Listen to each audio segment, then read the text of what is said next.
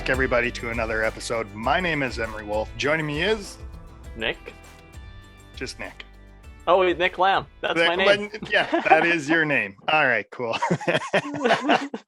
And this is just Two Camera Guys, a show where we're going to talk all things camera. Nick, today we had kind of a weird day before we did this show, and I think it sort of threw us for a bit of a loop, but we did personality tests today, both of us. Yeah, you sent me some things about some social media, kind of keeping those talks going. But then I'm not sure why, but yeah, I sent you that personality test thing, and you actually did it. Yeah, weird. It's one of those things. I always think they're kind of fun to do. I've done a lot of them in my day. But I thought it would be fun for us to go over that as well today and just sort of, what kind of personalities are, creates a camera guy. And we did the Myers-Briggs. Some people love them, some people hate them. I like it. It's fun. Yeah. So to say what type of personality types do this, the thing that I think is really funny is Nick and I are really different in one very unique way, I think. Yeah. But weirdly, it seems to work. Anyways, so I'm going to start with Nick. Your personality type, according to Myers-Briggs, was the ENFJ, or also known as the protagonist. If people know what that is, or if you want to Google it, you can go to 16personalities.com and they have it all sorted out right there. We're going to go overview it, I think, a little bit here real quickly. But mine is the INTJ, which is known as INTJ, yes. Yeah, which is known as the architect. And I think let's start with the big thing, Nick, how these are really different and why maybe I think it's funny. I like your line. You said that they were horoscopes for people that don't want to be into horoscope. What did you say? Horoscopes for the workplace or something? Yeah, a few years ago, we were doing one of these things. I don't even think it was Myers-Briggs. I was working with a guy named Adam Lark who does some design work in the city. And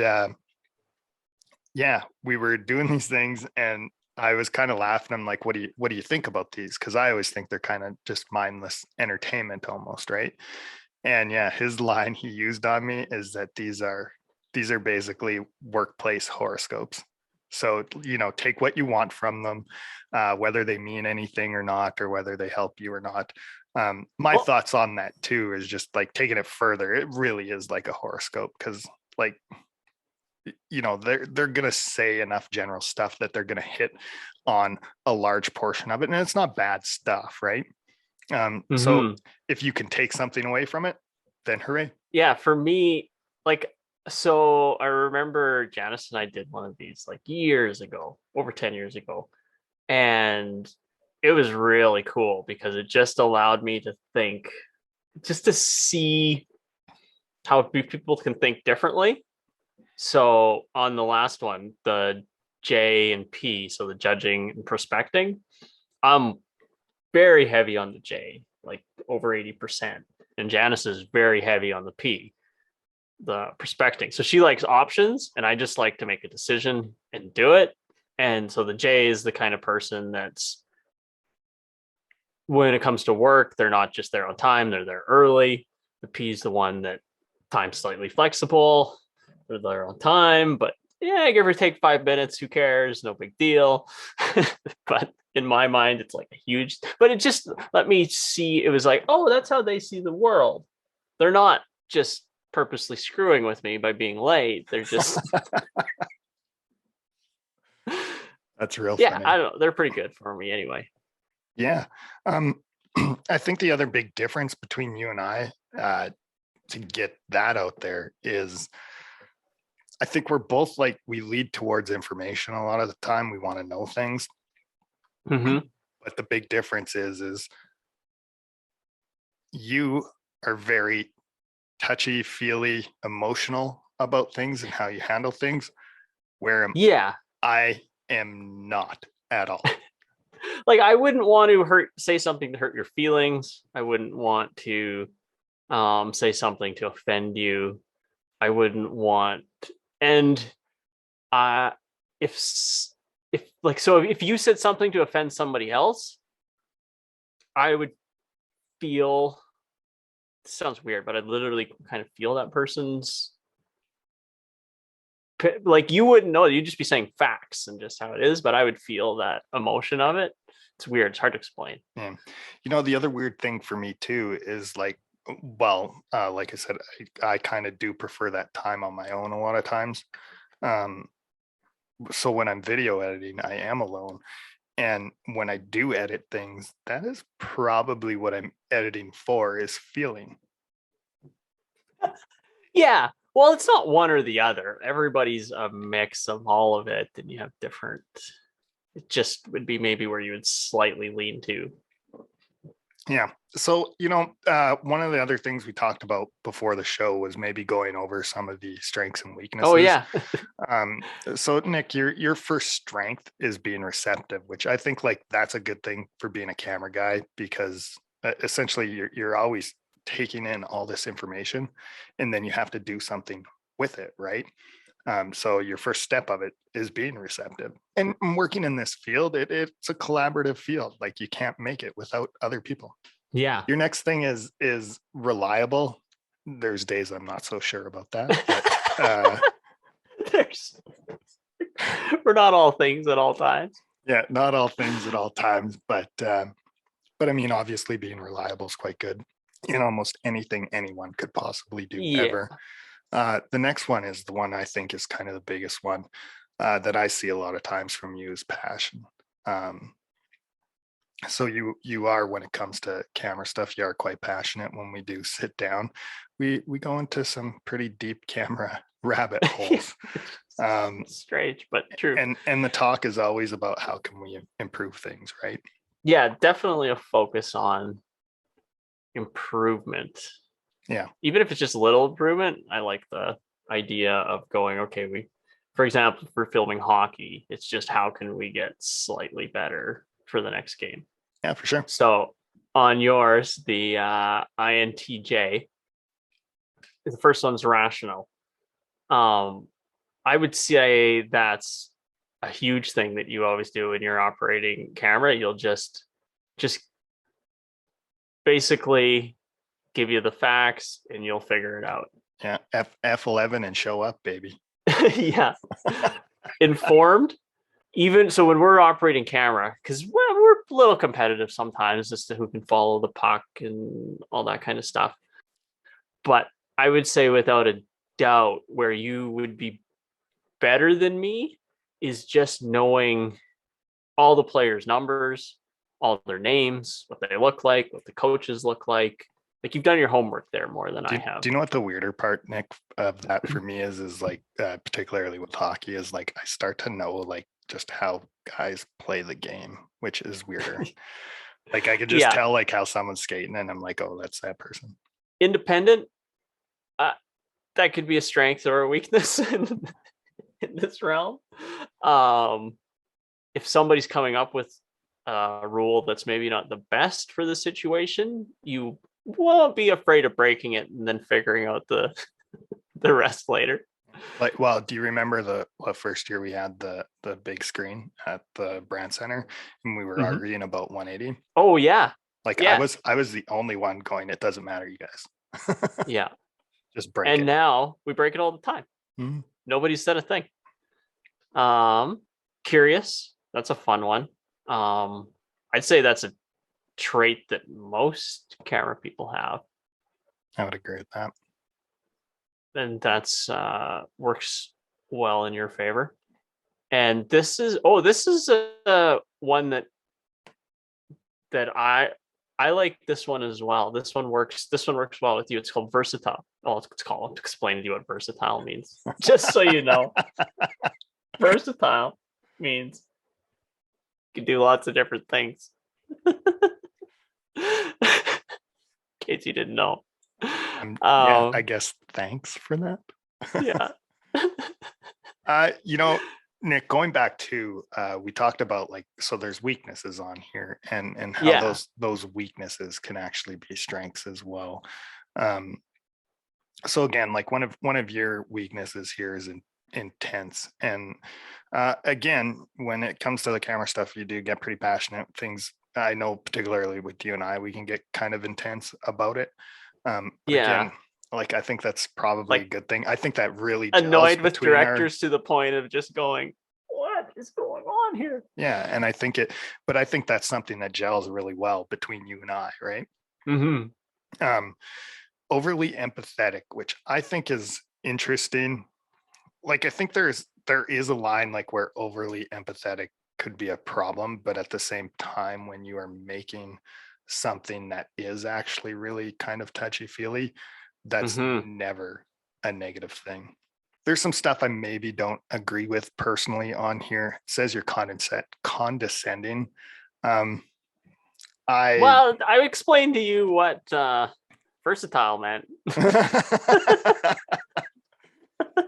yeah, I don't really see the condescending in you, and maybe I think that could be like I'm sure you probably feel at times you're condescending, whereas my personality doesn't like You even wouldn't even notice. yeah, right, like it doesn't like no, it's not a thing, right?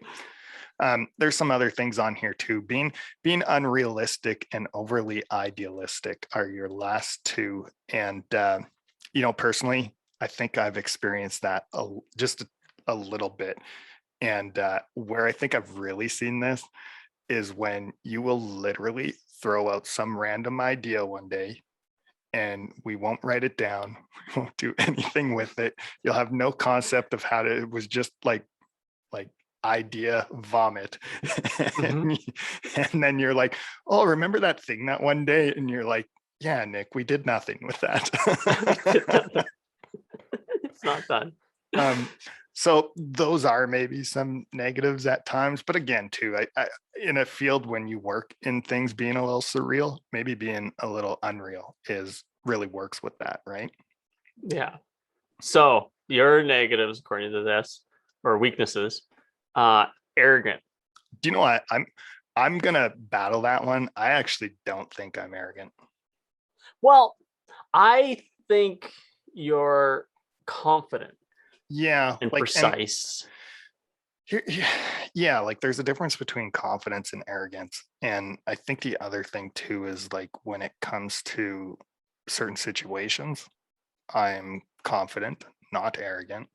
I could see how it could come off as arrogance, but Mhm. I think you're right. It's more confidence.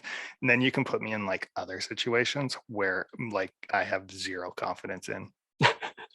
Well, that would go back to you just don't have enough knowledge in the situation. Once you gain the knowledge, then you'd be confident, I would Although say. that can backfire on you too, because I think I would be prone to like trying to learn too much to the point where I can't do anything about it either.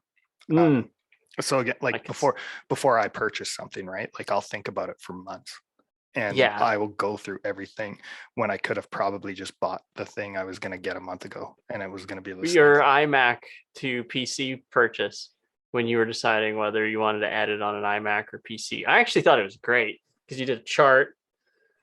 You had all of your pros and all your cons, and then you for each system, and then you did a financial breakdown, and you did how much they cost, and then you wrote down, okay, if I go Mac, I can buy Final Cut, and that's going to cost me X amount. But if I'm PC, I'm going to want to go Premiere, and that's going to cost me X amount of months. So you did the 1 year, 2 year, 3 year, 4 year. You had a breakdown to like 5 years down the road. And right, like this is where I think like arrogance and confidence gets confused. So I do that, and then I'm confident about it. And if you ask me about it, my answer is this right away.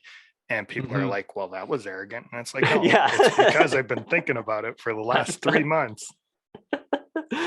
Yeah. And this is the best one, especially as a camera operator, Oh, wow. romantically clueless. All right. So let's introduce Jeremy Ratzlaff. He's a local shooter, director, DOP. He's doing great stuff. Amory's seen his reel recently, loves it. It's from Moose Jaw. And let's welcome Jeremy Ratzlaff. Okay. Oh, I didn't get time to tell you how nervous I am in all this. Oh, well, we can pause it if you want. However you guys, however you guys want to run this show. Do you know what we Yeah. were talking about before you came in was personality types, and I think you just gave us one of yours right now. This sort of nerves. Have you ever done like Myers Briggs or anything? Like, do you know what that stuff's Yeah, all about? yeah. Do you know what My your wife's personality? really into it. That's I can tell you my Myers Briggs. I can tell you my Enneagram. Okay, yeah, yeah. People are doing that one lately too. What's your Myers Briggs? Because that's the one we just ran through. So mine is INFP, INFP. and That's the exact same as Janice's. is that? Oh, I think I knew that at one point. 'Cause I think I've had that discussion with Janice before. that's funny. Yeah, which is yeah, that's great. It's a good type. I just So think what? it's funny too. So Nick was he's a ENFJ and I'm an INTJ. So I'm the only one that's not in the, I'm gonna call it the green sector or the feely sector, which is a little The bit. feeling sector. That sounds like something that a T would say. um, but yeah, it's kind of interesting, and I think most would probably end up falling in that the green sector of it for camera people. Maybe I'm wrong though. Most? I don't know. Yeah. As a feel, yeah, I would say so. Most Hmm. would, although the technical side, I could see some people really focusing on the technical and then going to the thinking side. Yeah, I could see both. But the I, so I'm a really low E. So I'm almost in the middle.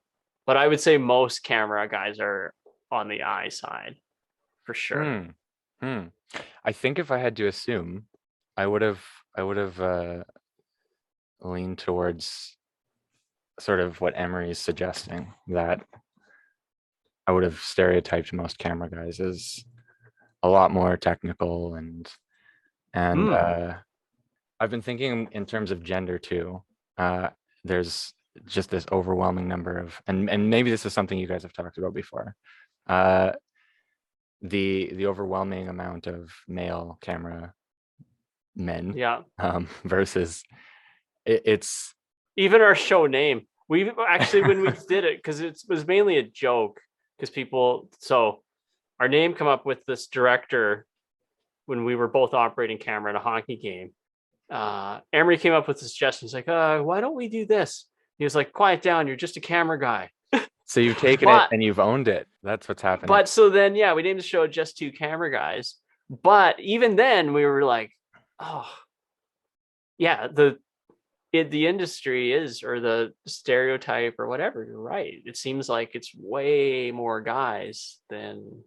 And I think it depends too, like on the profession itself. So, given what you do, Jeremy, you're kind of like this high end, like almost a cinematographer kind of thing, where I think it's probably all guys, and then or people who have those titles, cinematographer, director of photography, etc. And then when you get to like just photography, there's like a whole pile of women in photography. That's almost a stereotype in itself. You'll have like a couple that do weddings, and Mhm. it'll be the guy who does the video, and the his partner will be doing the photography.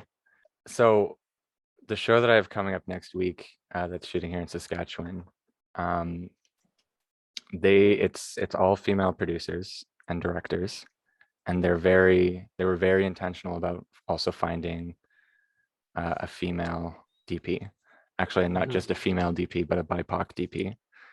And so there was a short sort of fruitless attempt to sort of find one of those in Saskatchewan. And now we're getting in this incredible DP from Toronto. But it got me thinking about a lot. I've been thinking about that since then, since this sort of search um, took place, and it was it, I, I felt bad on behalf of just. I mean, on one hand, we don't have much of anyone to draw from. Uh, it makes sense that you'd have to outsource because this is a project that's otherwise very, very intent on working all SAS crew. So why, if we had to mansplain this, why Oh no. is it like this? Oh. What is it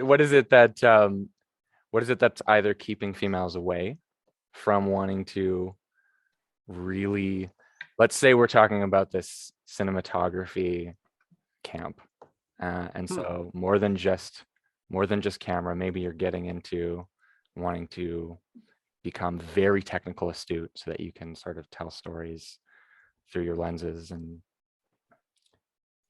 what is keeping females away, or is that something that I don't want to guys answer. are just dominant? Do you know the thought in my head that popped in that just made me laugh? I guess first off, like obviously there's some like historical stuff that has sort of brought us to this situation, I think. And Opportunity's low here. It really is. Yeah. well, and in general too, like if you look at Netflix and stuff now too, like they're really pushing to get more women directing, more women doing all these things.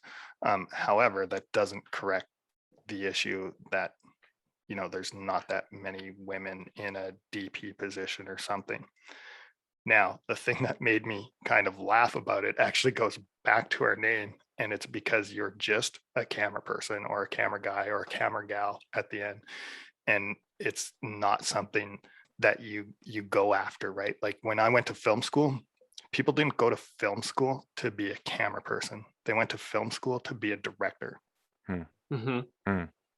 So I think that's like a little bit of like why it's not filling up entirely now. And it's going to take some time before that shift actually happens and moves to that.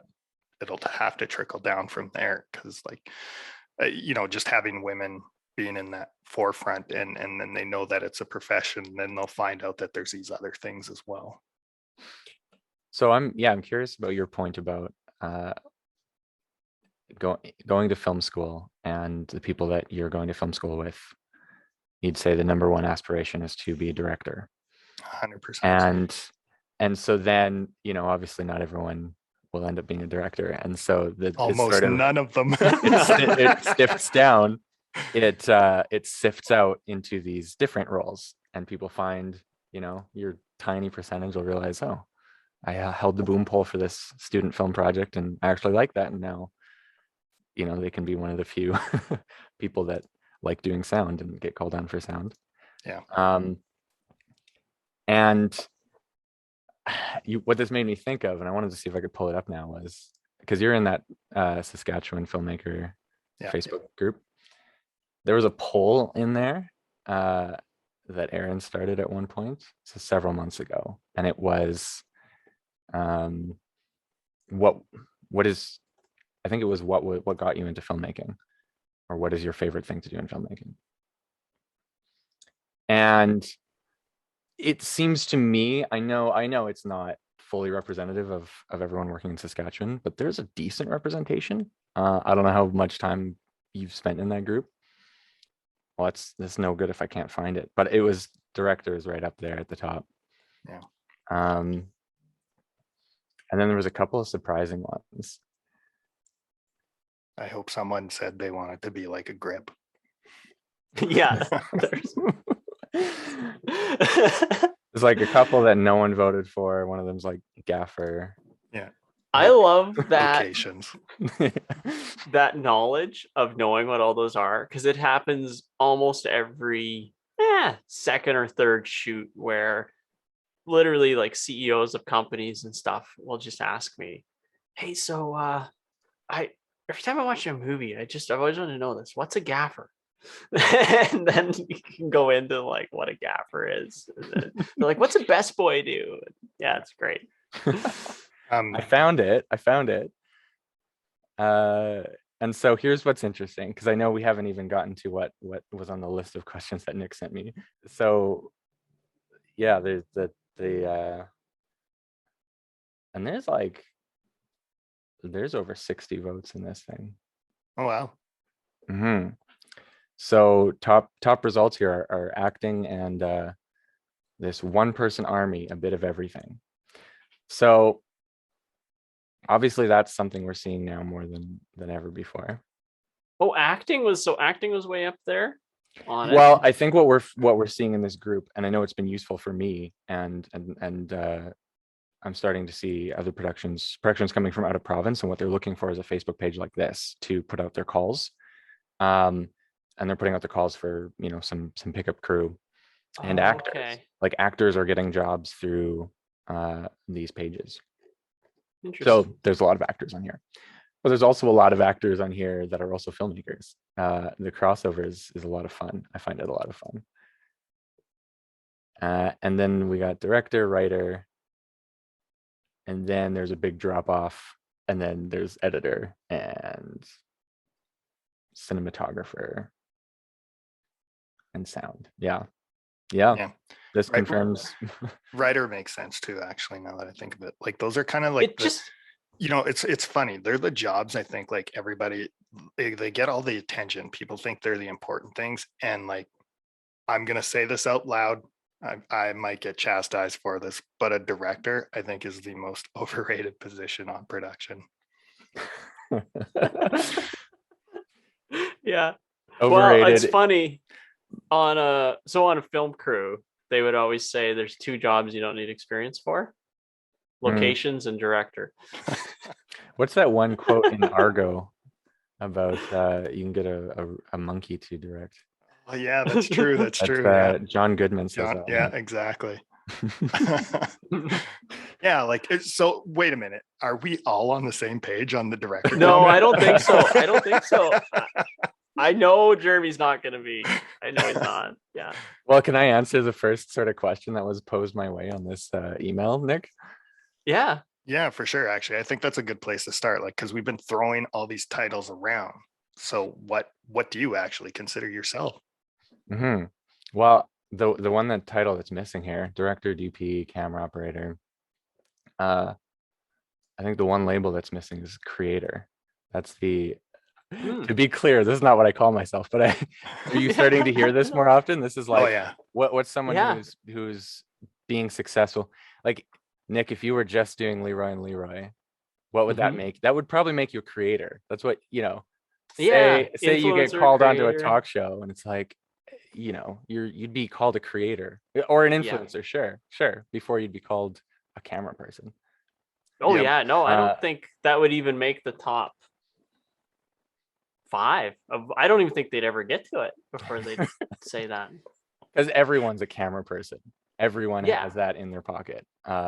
And so we have so many more categories than we ever had before. Like we need to know what we're talking about. Are we talking about content created for the internet, for social media? So you would consider yourself more of a creator, I guess, than no, here's what's true for me. I think I would be part of this generation that started by being inspired by YouTube and just figuring out how to create stuff by themselves. But that got really lonely for me. And now I'm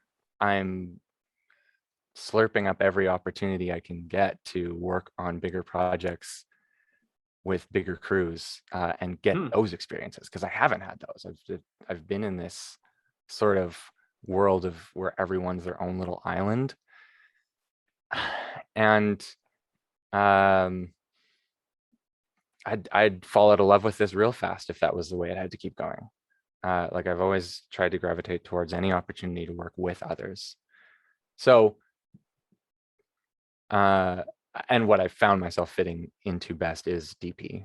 So I really enjoy filling that role as a cinematographer on a bigger production. Yeah, so that's probably the one label that I would say makes the most sense to me when a label is necessary when you're on a project of that size.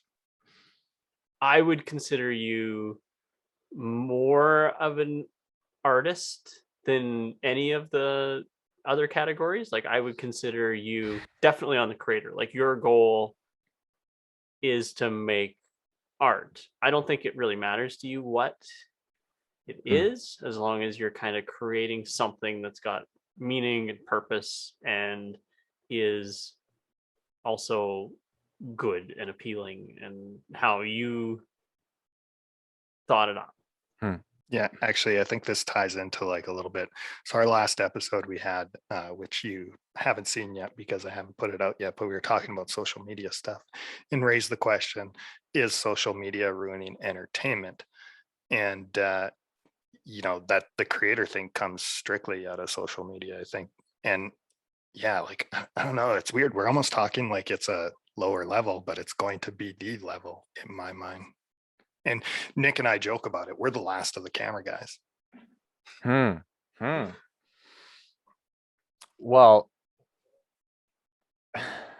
I mean, so I'm still curious from you, Nick, like moving into Leroy and Leroy, and this is a new space. Um, is that does that feel like a new thing and a different thing? And that's not you wearing your camera guy hat when you're doing that? Yeah. No, that's interesting. I never, yes, it is new and different because here's an example of how I would say that I know it's new and different. The start of the morning, we're coming up with ideas, funny stuff. I'm laughing at all the stuff. It's hilarious. We're going. And if we were just filming a shoot, I feel like I'm used to just working. You can work 12-hour days. Yeah, you get tired, but it doesn't really affect you. Your body gets tired and whatever. But here, by 5 o'clock, all the ideas are sounding bad. Nothing's really funny. My creative stamina goes way down. Like I haven't exercised that muscle enough to get it so that it's really strong and it stays. And maybe it's not even possible. I don't know. But like, I noticed there's a drop off, and we can only film 10 videos a day, and we're That's done. a lot. That's a lot. Well, they're only 20-second videos, so Still, yeah, but that's you're still moving to places, that's setting 10 up, and that's 10 novel ideas. That's incredible to me that you do that many in a day. on I a don't good think, day, I'd say I mean, 8 you're would be telling the story about how you think it's a muscle you haven't exercised enough. I can't think of anyone who would like that's what would the equivalent of 10 novel ideas on the creative muscle be for some back-breaking camera work on like the physical muscle? Like you'd be, I don't think there's anyone who would have just an easy time soaring past 10 novel ideas in a day. just think of like even a film camera, setting that up and taking it down 10 times a day. That would be your entire day. It's so different though, because it's almost all outside. So the camera part I don't even think about. And I have so this is a show about me. I don't know why I'm talking so much. But there's a part of me when we're filming it is I kind of want the camera to be a person. So I haven't wanted it to be too steady. I purposely tried to make it look a little choppy, like it's not a professional camera operator behind there. It's his best buddy that just happens to be doing I don't know. In my mind, that's the thing behind it, and it seems to work. But oh yeah, it's a dance every little video. The zoomed at the right points. I'm a fan. I love it. Well, you probably like is your largest audience on TikTok? Yeah, and that's if it became too stylized, suddenly it would seem out of place. If it became too good, it would suddenly seem Do you have any problem with the fact that Nick is using a C200 to shoot it? I don't spend a lot of time on TikTok. I'm trying to spend more time on it, but I feel like I do bump into content that is captured with a higher camera, clearly, and then like that's starting to become more normal. And so I don't know if eventually it's so hard to know how good phone cameras are going to get in 5 years. I don't know if eventually that'll be what you'd see, like that when something's novel, it's like anything captured by anyone's phone is great. But then now there's the content becomes so much that you need to do this to stand out. And so like Leroy and Leroy might have maybe let's say you shot the first ones on a shitty phone, and then the audio was bad.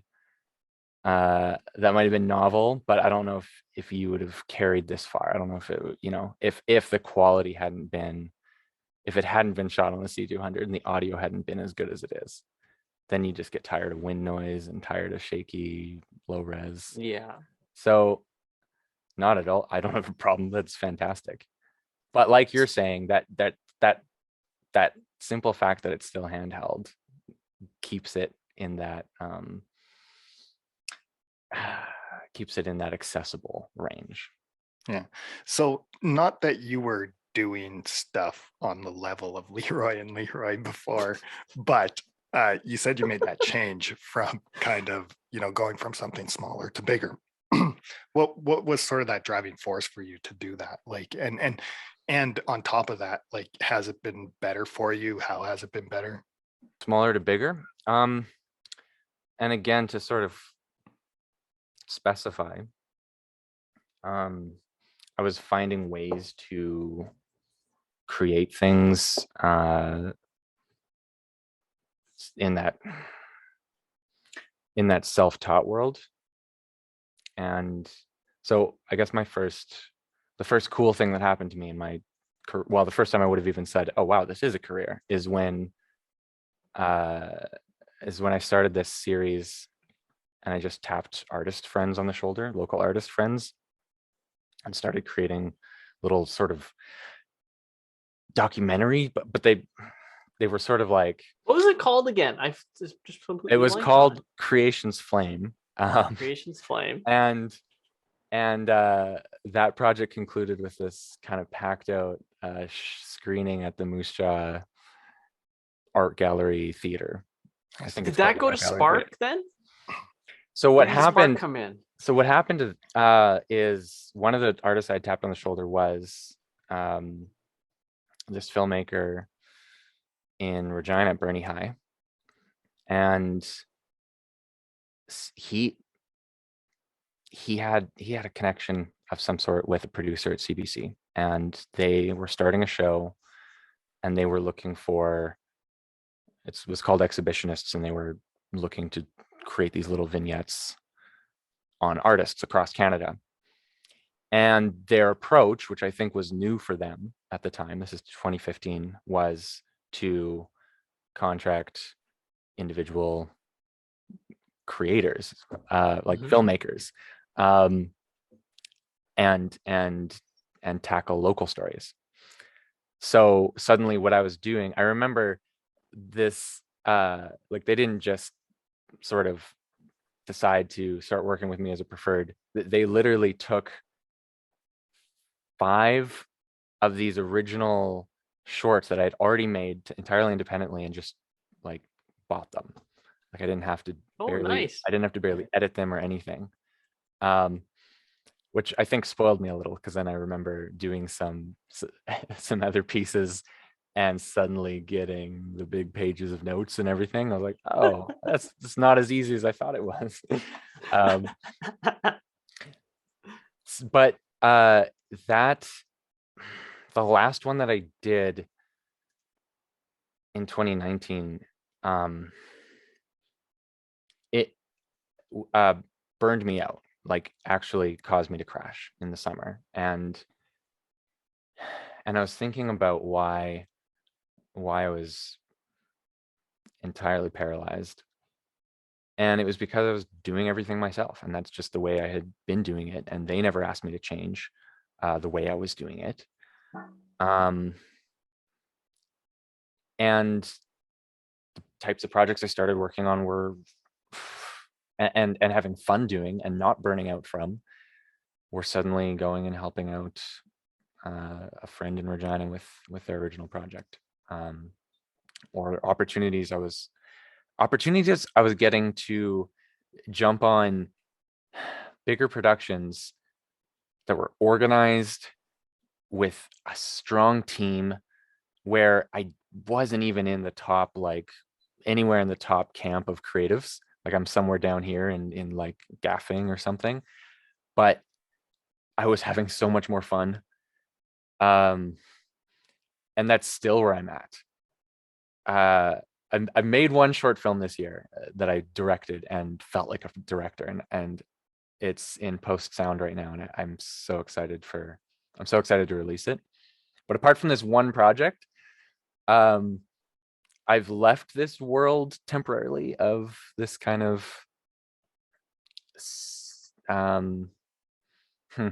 creator. I've left the creator world a little bit because I wasn't finding it fun. I was burning out from it.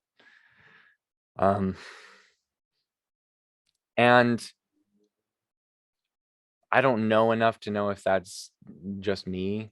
Well, like I know other creators, and by creators, I'm thinking of people who are still doing everything, but and having that amount of control seems to be fulfilling for them. I think I just like working with people too much. The whole point of, I remember this Creations Flame project was the beauty of collaboration, the beauty of creativity passing from one individual to the next. And that doesn't happen if you're just doing everything by yourself. And even if you can do it all by yourself, it's not, the tools might all be there, but not fun. Like, again, going back to our social media talk, that was one of the things I brought up. This type of work and being a creator and having that pressure to constantly do everything on your own, and then you're doing 10 different jobs, that's going to lead to burnout. Like, people can't sustain that. I don't even think it's a question of if, it's always a question of when. I'd agree with that. Yeah. Like, actually, it's weird too. Like, a lot of our conversation tonight from personalities up till now, I think, has been about the field being, I'm going to say touchy feely again. You're dealing with people, you have relationships to deal with, and you can't, I don't think you can really do it on your own. I think you need other people to do it, regardless of whether you're a creator or whether you're going into a full scale thing. The other thing I would argue about it is I actually think when you have more people to contribute, your product at the end of the day is just going to be better. Yeah. I mean, I think there could be a point too where there could be too many cooks, and there'd be a tipping point on the other side. And I mean, the discussion that's always a lot of fun is I mean, we've already established here that a director is useless, but no, it's not. But the idea of the controversial idea of an auteur or a director who kind of is leading with a very strong vision, and crew are just there to sort of be bossed around and collaborate less. I think what Emery was or what my opinion of it is a director. So if you have a skilled crew, a director is the most important person on the set, because everybody else can do the job, and they're providing the vision, the clarity, the artistic side. Like, they're doing everything. I think the part that annoys some film crews is more in TV. So if it's a TV series and the director's clueless, the crew can pick up the slack, and the actors can pick up the slack and still produce a pretty decent content out of it. Like, they can salvage it, but it's just way more work for everybody else, and it's super annoying. But on a movie or if a show is just starting out, oh man, the director's so important. Did you follow the production of Mercy? Of which? Saskatchewan. Mercy.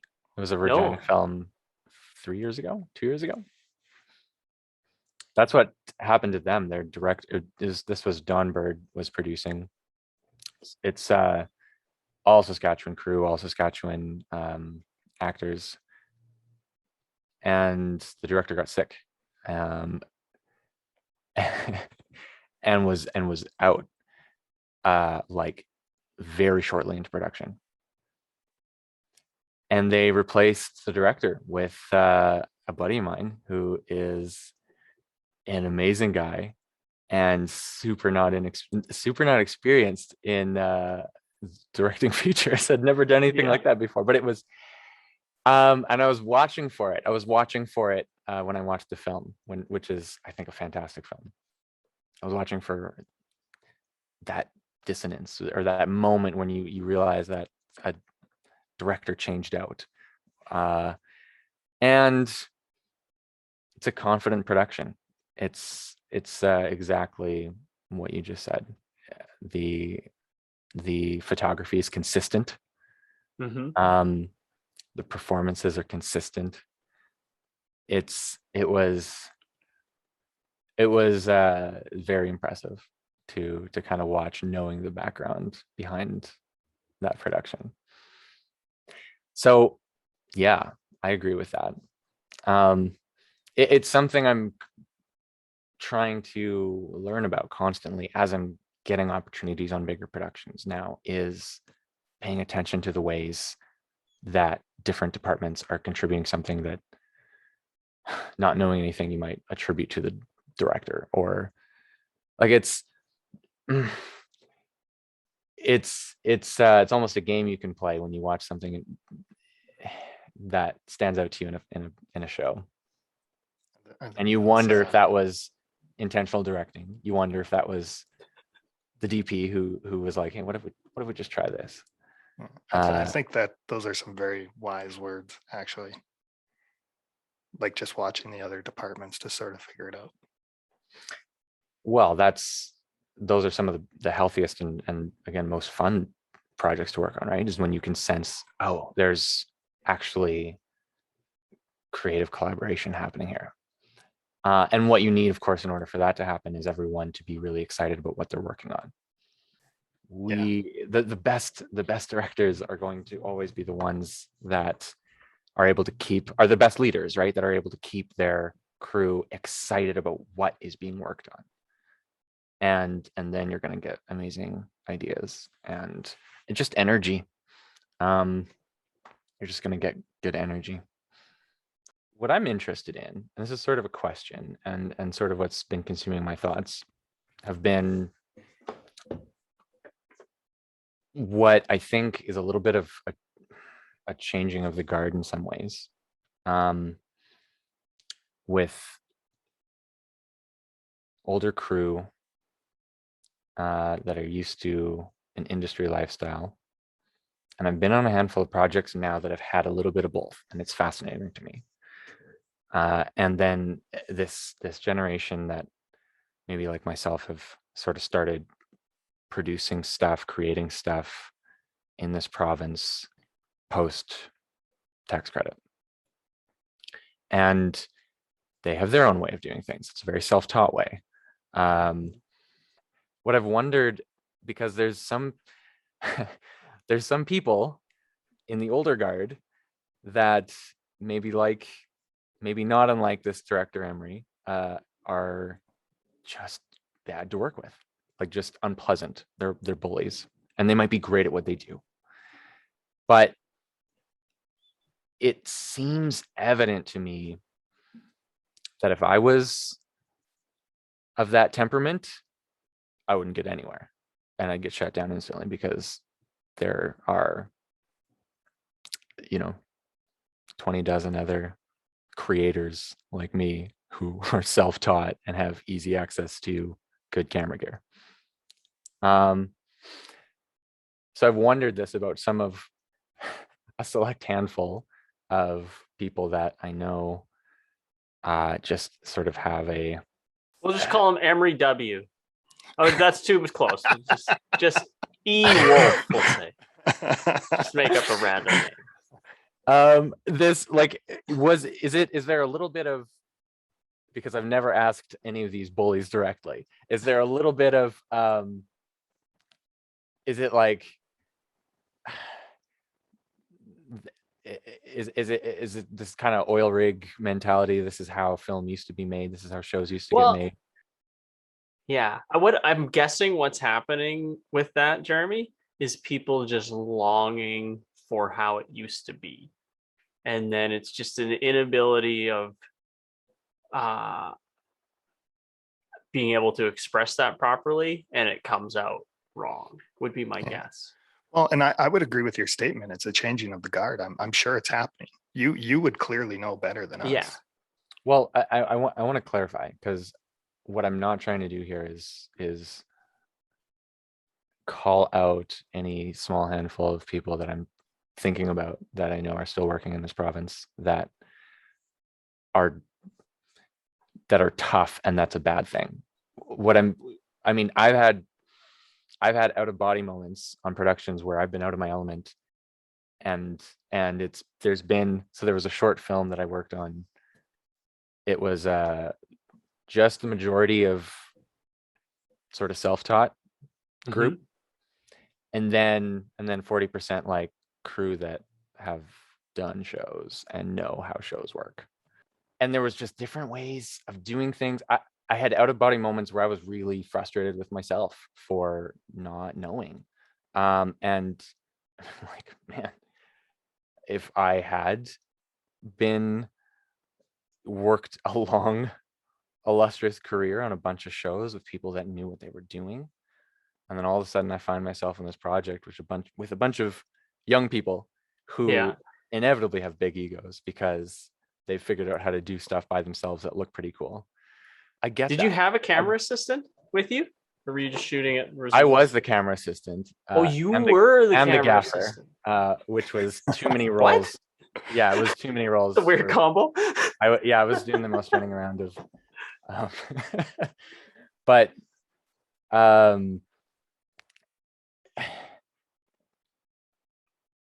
yeah, I was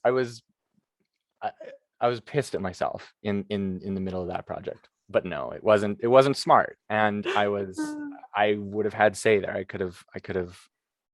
I should have known because I helped build that crew, and I should have known. You can't be like hard on yourself like that if you don't know until you know, right? So now you know. Yeah. There's a lot of no in one sentence, but I mean, yeah, I think it made sense. Yeah. No. And now I know. Yeah, and that's the thing. Like, I mean, honestly, like in life in general, I feel like 95% of people really have no clue what they're doing in life, and you're trying to figure your way out through it, and we're all just trying to do the best we can, and that's sort of the position you're put in with that. The fact that you did it and just went and did it, like, that's saying something on its own right there. Yeah. And is my assessment right that you're actually probably harder on yourself about this than anyone else there probably was? Yeah, for sure. Yeah, so just go easy on yourself, man. Thank you. You know, honestly, here's another like fact of life that will never die. The only way you can learn is by failing at things. So like, you got to go out, try some stuff out. You're going to fail 9 times out of 10, but that's how you get that 1 time out of 10, right? You know, looking at it from a different side too, just talking about like shrinking crews, like I think that's technology's kind of allowed that as well though, right? Like, because when you think of, you know, when Nick and I were doing it to get a steady cam in to do something, and now like I feel like it's nothing for a guy to hook up a red camera to a gimbal and go. So I feel like it's not combining jobs, but it's definitely shrunk some jobs. The lights are more efficient. Things are getting easier. The lights use less power. You wouldn't need a generator per se because you got LED, so you could just plug in the house power. Yeah, so it sort of kills those jobs. Bring in all of the stuff. Do actually, Jeremy, from your perspective, do you think that's like is that all positive, or is there some like negatives to it? I have to admit to you that I never bring like a light meter to jobs. Which is, they wouldn't now anyway, most of the DOPs. I know, but that's what I hate, and that's what I feel insecure about is the fact that because I've come up when I have, it's, I wouldn't know what to do with a light meter. And I can light something that I'm really, really proud of and people are really happy with without having to really, be an electrician or know things that gaffers would have had to know 20 years ago. And that is, I guess, something that I want to constantly be aware of and keep thinking about. It feels cheap if I stop and think about it. It feels like I'm frustrated with the digital generation. Do you think that's just like a stigma though? Like over time, I think like as a society, we're going to kind of overcome that. Cause I think that's actually kind of the general feel is like Peter McKinnon did the thing about being just a YouTuber. We're just camera guys, right? But like it's like I said, I almost feel like it's just a stigma, like these things are just that. But like realistically in the future, like you're not even gonna have to know what a histogram is. You're just gonna like HDR and play and record or whatever, right? And you're done, right? I mean, I'll say I haven't personally bumped into it much outside of my own mind. So, I've never been in a scenario where someone else has made me feel like I should feel shitty for not knowing, how to shoot on a film camera, how to expose with a light meter. Yeah, you don't. But I feel bad about that. You don't need to. The histogram is your no. light meter. That's all the light meter was there. The Yeah, right. And histogram probably replaced it. every single production you've been on has probably been like histogram run. Yeah. It's false color is Okay, Yeah. is what's a lot of fun Yeah. too. Man, like even this, so I've got my lights here, right? But it's not like I'm not using a light meter. Like who uses that crap nowadays, Or Nick went out shooting with me and I was telling him like how I do some photography stuff.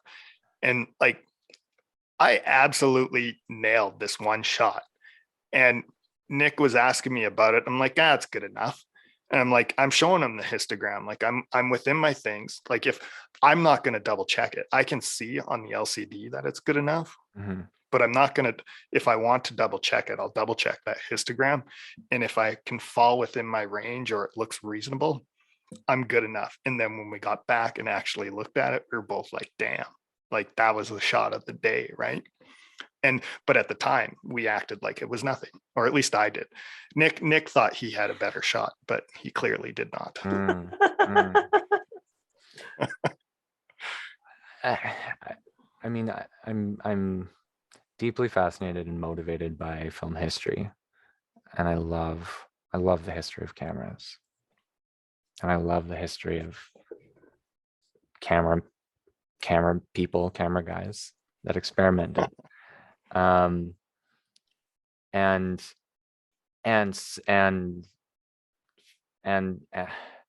earned hard won shots. So one of the things I wonder about, and I wonder if you wonder about this too, are like, what is there left to do? What's a hard one shot anymore? That's a great, well, okay. Where it actually takes a lot of work and a lot of ingenuity and a lot of effort to, when the tools now allow us to do everything. You know what? So you'll probably actually appreciate this, Jeremy. Do you know what's so crazy? When I started off camera assisting, I needed to learn how to load and download film. Like we were working in film, and so when you were a trainee, they would get you to take the film from the bag. They would never start you offloading film. You would always be just loading new film in, because if you don't start a trainee in downloading film, because they screw it up. That's the film. Then everything they've shot is gone. But so they start you with a new roll of film. Then if you mess that up, you only waste $400 or whatever a thing cost at the time of a new thing of film. But I remember I put it in and I jammed it so bad that they couldn't get it out. and then they had to flash the film, and the guy had to take the mag right apart and clear it up, and then it was like, all right, Nick's not allowed to load film anymore. Well, they didn't use my name even. It was like, all right, the trainee's off of loading. He's not allowed to touch the film. Trainee's off film. And so like I wasn't allowed to go in the dark room for the whole rest of the show. It wasn't allowed to, but it was like a crazy, crazy process. And you had to be like, just bring yourself back to going, okay, do I have it in the tin? I'm going to double check that. Now I can open the door. It was an actual crazy thing. That doesn't answer Jeremy, your wonder question. no, it didn't help at all. That's a horrifying story. I'm actually curious, and maybe this might help you too, but what do you do for you? That's a great one. I'm talking about me, Emery. Haven't you got that? Nick.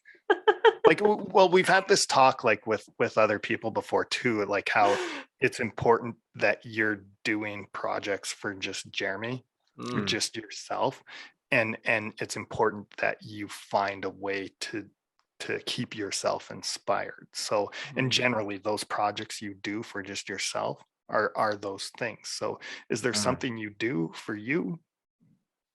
Like in a routine type way? Do you know what, honestly too, it doesn't even have to be camera related. So like, I mean, yeah, well, it's honestly a discipline to watch films.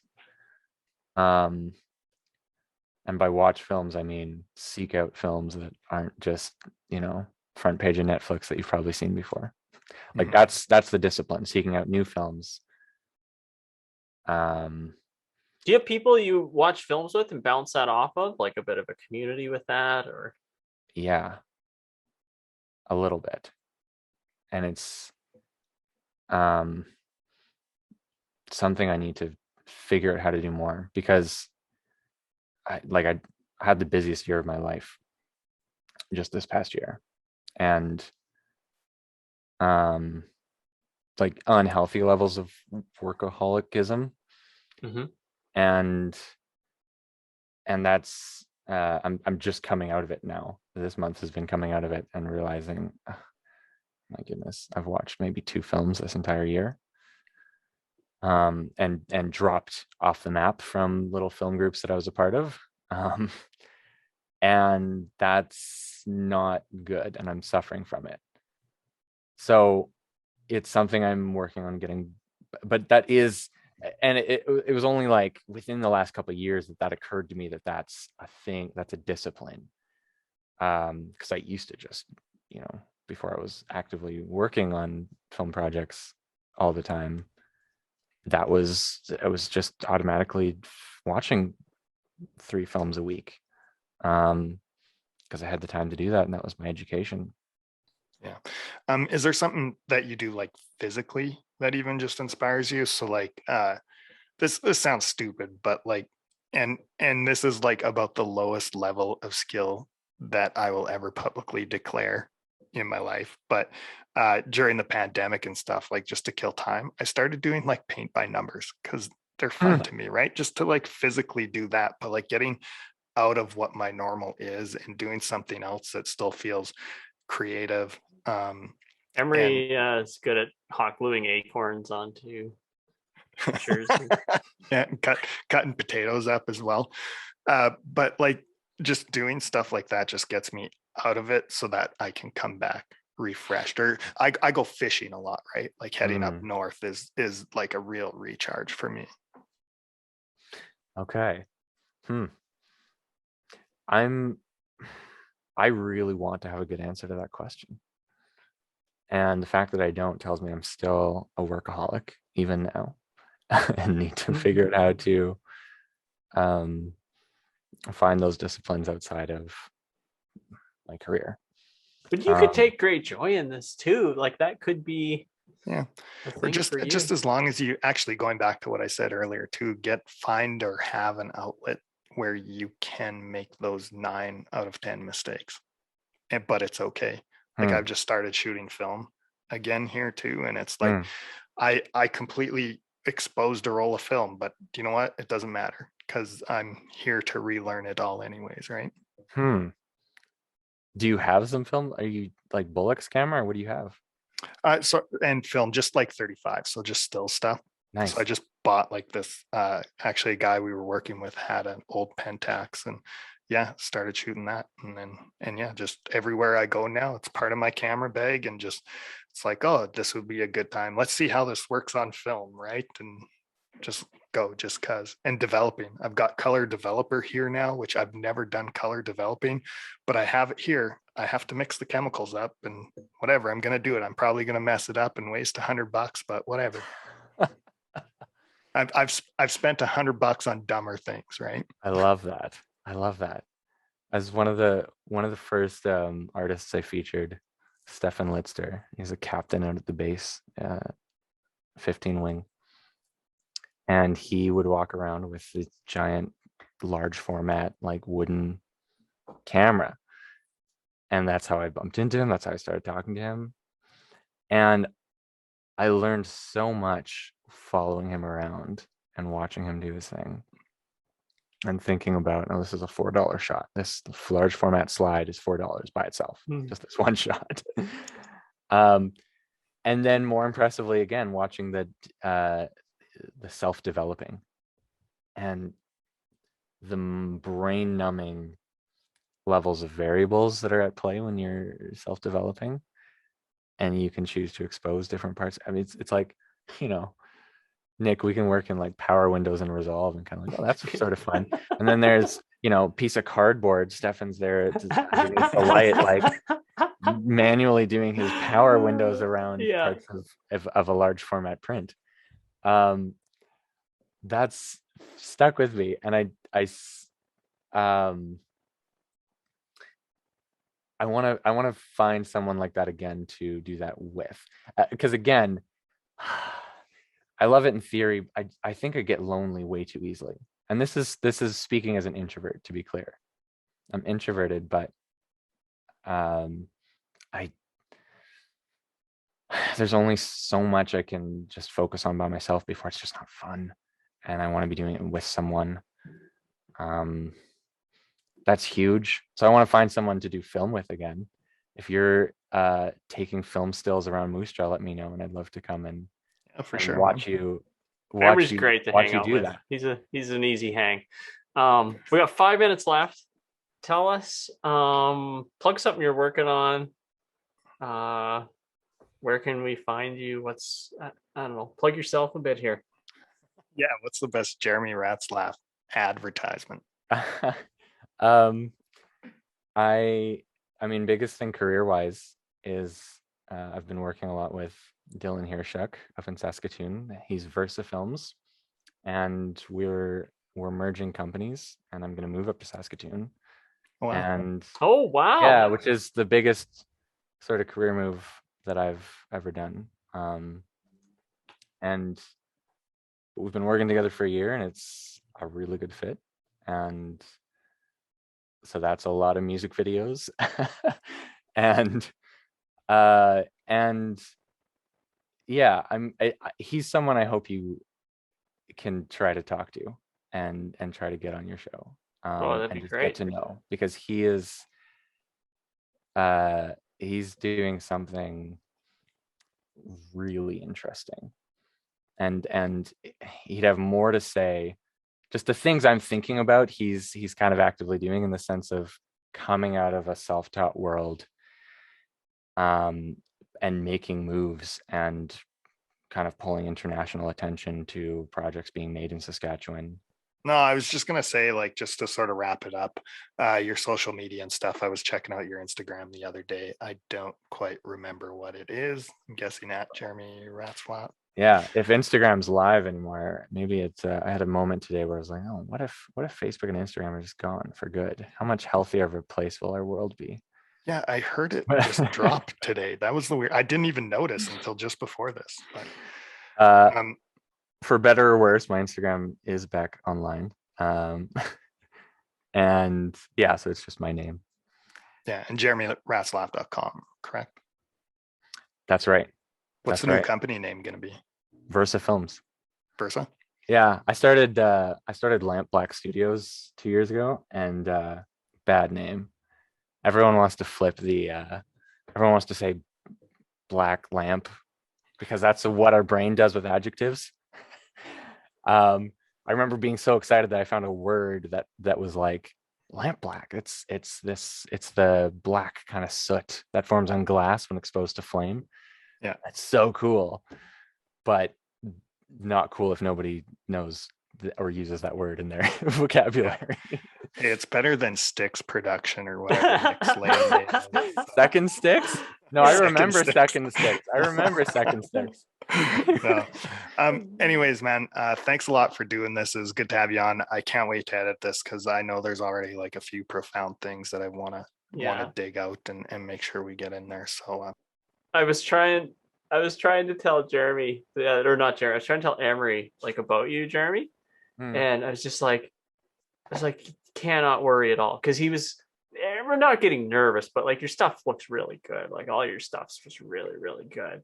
I was just like, Jeremy is literally one of the nicest guys. I was like, he'll be so easy. It's just like, I can't explain it, but yeah, it's a good change from working with Nick all the time. Oh my gosh. Thank you. Thank you. That means a lot. No, I was incredibly nervous going into this. Nick taught me how to use my first camera. It was like a Canon. It was like a little Canon camcorder. Luckily, it was all uphill YouTube from there videos. for you. Instead of Yeah, luckily it was. And I'm yeah, you never stop learning. Thank you, Nick, for everything you've taught me and the different projects I've been able to work with you on. I can only when it has to be a big project in my world where I can afford to get Jeremy out, but then when I can and he's available. Yeah. All right, we should let you go because I think this is going to cut us off. Thanks again, Jeremy. Thanks so much. Such a pleasure. Have a good one. Nick, before we wrap this up, I want to ask you a couple questions. And this is going back, we're talking about personalities, what it's like to work in the camera field. But I just want to know for you, how do you seem to stay so happy as a touchy-feely person when the world seems like it's falling apart every day? That's easy. Ignore it. You have no feelings for anything that's going on, eh? Don't watch the news. Don't read the news. I deleted the Apple News thing off my phone, so I can't even get to it because I found I was just checking it all the time. Yeah, just ignorance. Yeah, it's funny you say that too, because I know, well, I've been sending you stuff from Mark Mason all the time. That's like one of his things, like stop watching the news. That's step one. Now, my secondary question for this, and I'm kind of wondering because I have my own answer to this question, but do you think that the reason we get along is, and even though we're opposites, is because we maybe have qualities about each other that are opposite that we admire? Yes. I don't think we're opposites. I think we have some areas where we're completely different, but not opposites. There's like a common ground for sure. Right.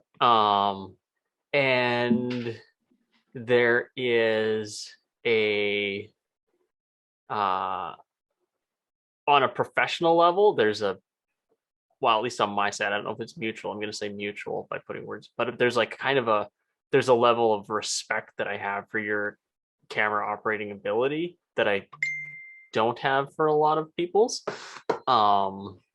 Just because it's like, I feel like we can kind of keep up with each other, which is good, and kind of push each other almost. Like I haven't had anybody really be able to push me at hockey operating in a long time until I started working with the Pats, and it's just like, oh wow, okay, this guy can actually push me. This is crazy.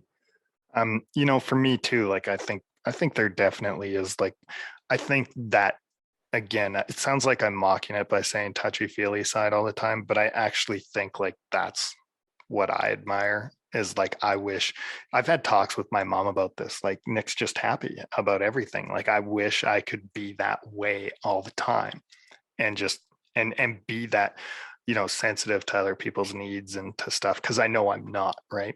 So I know I lack that. And I definitely, like I said, admire it in you. And like, I'm trying to learn that stuff from you. Absolutely. So the different things will bother me on different levels. So the new stuff doesn't bother me because I don't pay attention to it. But I want to solve everybody's problems all the time. And that's a problem because you can't. And yeah, no, I got way more problems than you can even let on. So I still feel like your helping to solve problems is a lot better than like, this is how you solve it. And if you don't listen, shut up, like you're an idiot, or like, I don't care about your problems, solve it yourself. Right. Like, and I think that's like where, like I said, where I would like admire your approach, or at least I'm trying to find that middle ground between the two. Yeah. No, it's more of, but then it's weird. Yeah, you're right. The different things. Whereas I would kind of respect or wish that I could ignore that thing that hurt my feelings that somebody said to me, and how you can just like, what did they say? Oh no, Yeah. that wasn't, what? That wasn't even true. Why would it bother me? You know? Yeah.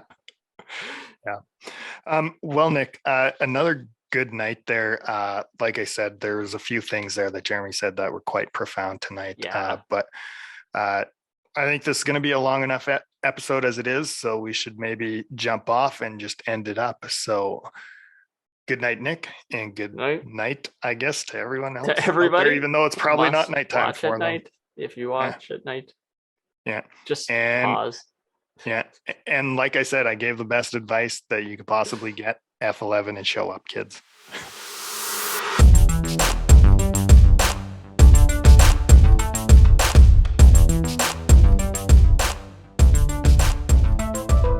Sorry about the interruption. No, that's how it is. And Nick's such a jerk. It had nothing to do with the platform. It's just Nick. No, it wasn't even close to ending. I have an unlimited plan. You've been the worst at that. This was your idea, Nick.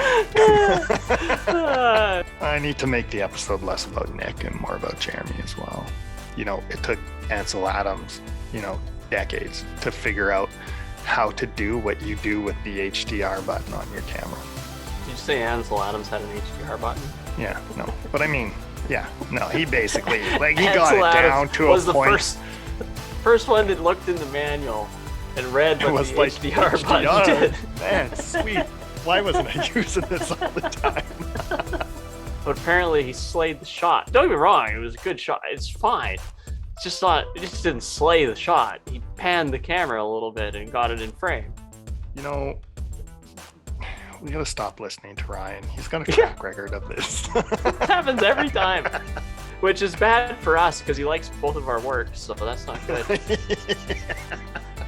Maybe we just really suck. Yeah, we should make fun of Ryan for that. We should just send him random shots that are just horrible some days and just be like, we thought this was pretty good. What do you think? But I remember distinctly somebody flashed like 1,000-foot mag of film before it got loaded, right? But so then you have two choices at the time. Oh my God.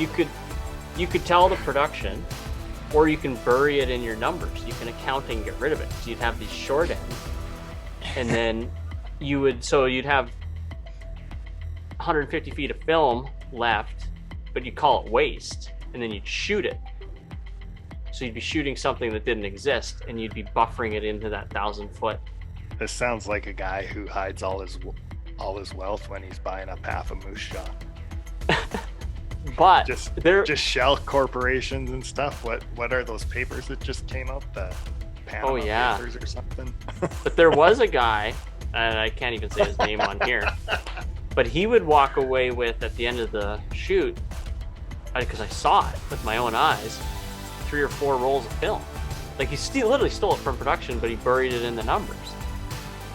Because I've been pushing the touchy-feely. You've been pushing the, no, let's talk gear, man. Yeah, no, that's funny. We really just don't have our crap together as well as fully adjusted people. Oh man, if people only knew how we run this show, they would be like, yep.